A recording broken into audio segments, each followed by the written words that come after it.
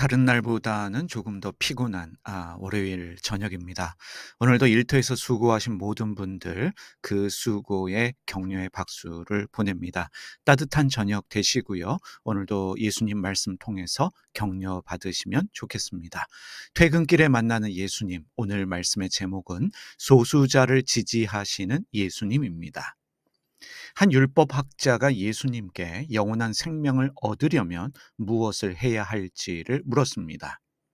여러분이 예수님이라면 어떻게 답을 하시겠습니까?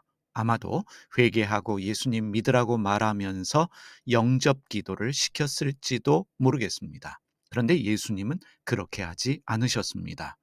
즉답하지 않으셨고 오히려 율법학자에게 율법에 무엇이라 적혀 있는지 그리고 그것을 어떻게 해석하고 있는지를 물으셨습니다.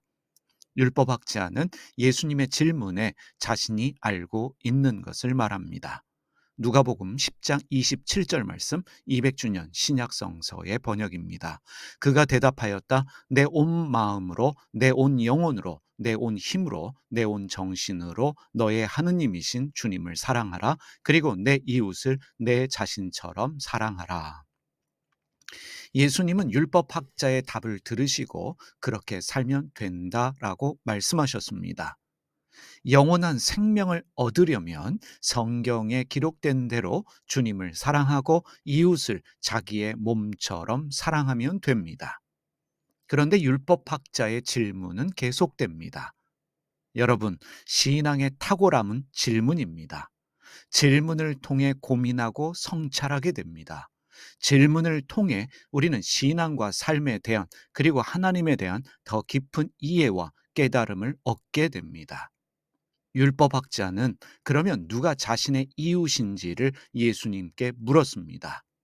우리에게도 중요한 질문입니다. 나의 몸처럼 사랑해야 될 이웃은 누구입니까? 예수님은 누가 자신의 이웃인지를 묻고 있는 율법학자에게 우리가 잘 알고 있는 선한 사마리아 사람의 예화를 들어주셨습니다. 예루살렘에서 여리고로 가던 한 사람이 강도를 만났습니다. 강도들은 그 사람의 옷을 벗기고 매질하고 반쯤 죽여 놓은 상태로 달아났습니다. 그런데 어떤 제사장이 그 길로 내려가다가 그를 보고 피해 지나갔습니다.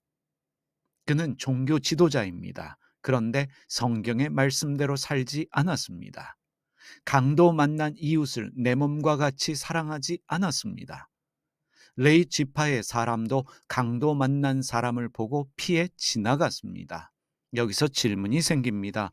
왜 그들은 도움을 주지 않고 강도 만난 사람을 피해 갔을까 하는 질문입니다. 성경에 의하면 피 흘리는 사람, 죽은 사람을 만지면 부정해진다. 그래서 부정해질 수 있기 때문에 피해 갔을 가능성이 큽니다. 예수님 당시는 생리하는 여성도 부정하다 여길 정도였습니다. 피 흘리는 사람에 대한 거부감이 컸던 것 같습니다. 여기서 우리는 중요한 것을 깨닫습니다. 종교가 문자에 집착하고 고민과 질문이 없이 문자 그대로 믿으면 사랑도 없고 이해도 없는 신을 믿는 종교 생활을 하게 됩니다. 인간에게 순종과 희생을 요구하는 무리한 것을 인간에게 요구하는 잔인한 신을 믿는 종교 생활을 하게 됩니다. 일요일에 응급실에 실려간 아들의 수술을 거부하는 부모가 있습니다. 다 죽어가는 자식의 수혈을 거부하는 부모도 있습니다. 다 종교적인 이유 때문입니다. 일요일이 안식일이다라는 나름대로의 논리로 안식일을 지켜야 하기 때문에 아들의 수술을 거부합니다. 피를 주고받는 것이 비성경적이라 믿기 때문에 수혈을 거부합니다. 사람이 죽어가고 있음에도 불구하고 율법을 지키라고 요구하는 그 신이 정상적인 신일까요? 잔인한 신을 아버지라 부르며 믿고 있는 그 사람들이 불쌍할 따름입니다. 그런데 어떤 사마리아 사람은 강도 만난 사람을 보고서 그를 측은히 여겼습니다. 그래서 자신이 가지고 있던 기름과 포도주로 상처를 치료하고 여관으로 데리고 갑니다. 그를 극진히 간호합니다. 더 치료가 필요한 그를 여관 주인에게 부탁하며 비용을 지불하면서 더 추가되는 비용은 자신이 돌아올 때 지불하겠다라고 말합니다.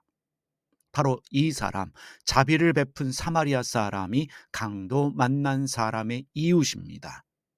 그는 강도 만난 사람의 출신, 종교, 신분을 따지지 않았습니다. 어떠한 종교적 교리로 강도 만난 사람을 판단하지 않았습니다. 그는 제사장 레위 사람보다 훌륭한 사람입니다. 바로 그 사람이 영원한 생명을 얻을 수 있는 사람입니다.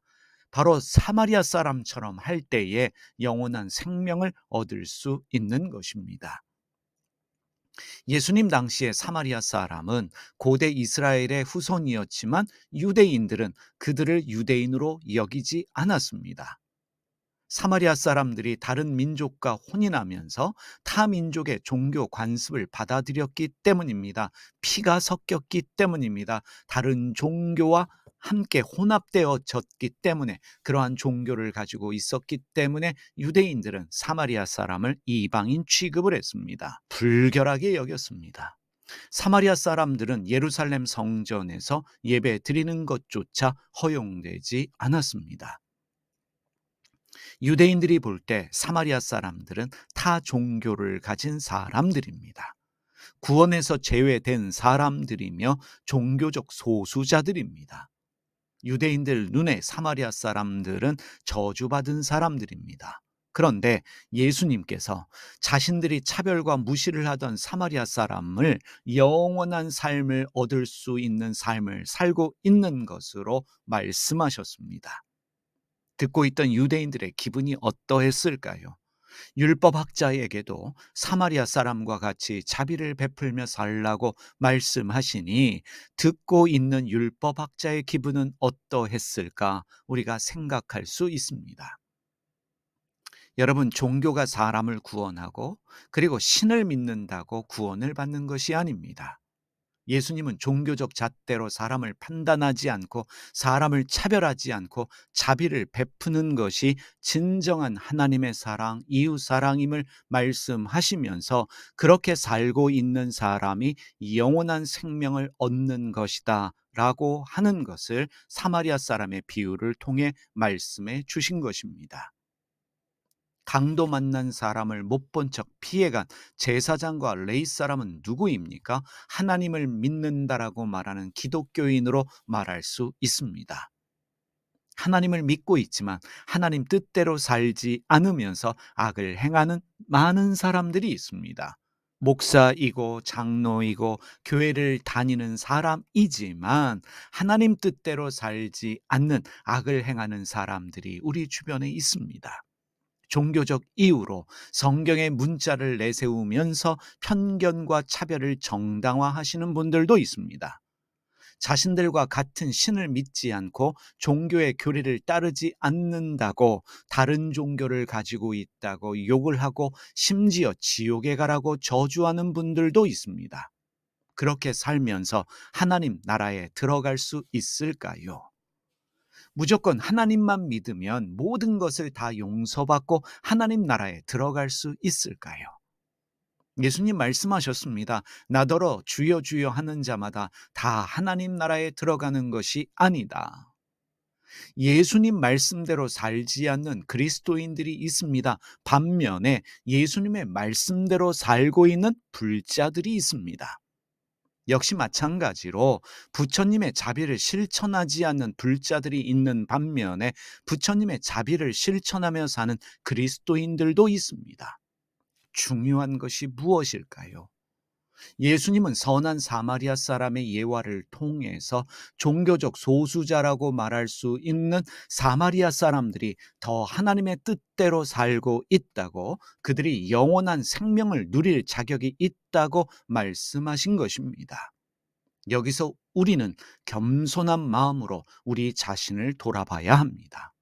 제사장보다 레위 사람보다 하나님을 믿는다라고 말하고 있는, 하나님께 선택받았다고 자부하고 있는 사람들보다도 오히려 편견과 차별을 받으며 무시를 받으며 살고 있는 소수자들이 더 하나님의 뜻대로 살고 있다는 것을 우리가 깨달을 수 있어야 합니다. 소수자라고 말하는 이방인인 외국 노동자들, 타종교인들, 성소수자들, 무시와 차별을 받는 그들이 하나님을 믿는다라고 말하는 우리보다 더 하나님의 뜻대로 살아가고 있는지도 모릅니다. 예수님의 말씀대로 살아가고 있는지도 모릅니다. 예수님은 당시 종교적 소수자인 사마리아 사람들, 직업적 소수자인 세리들, 성적인 소수자라고 할 수 있는 성을 파는 여성들 편에 서셔서 그들과 함께 식사하셨고 그들을 존중하셨습니다. 그들을 지지하시고 격려해 주셨습니다. 그들 안에도 하나님의 나라가 있고 그들도 하나님의 뜻대로 살고 있음을 알게 해 주셨습니다. 그들을 인정해 주셨습니다.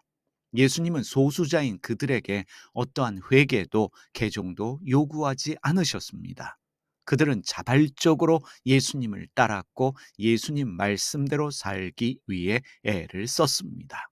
여러분, 믿는 것이 전부가 아닙니다. 모든 사람이 나의 이웃인 줄 알고 종교가 다르고 피부 색깔이 다르고 가치관이 다르다라고 할지라도 어떠한 문제가 있다라고 할지라도 자비를 베풀면서 하나님의 뜻대로 살아야 합니다. 하나님의 뜻은 편견, 차별이 아닙니다. 싸움과 전쟁도 아닙니다. 저주가 아닙니다. 바로 자비를 베푸는 그것이 하나님의 뜻인 줄 깨닫고 여러분 날마다 주변 사람에게 자비를 베풀 수 있는 여러분과 제가 되었으면 참 좋겠습니다. 기도하겠습니다. 하나님 아버지, 선한 사마리아 사람을 통해 겸손한 마음 가지게 하여 주시옵소서.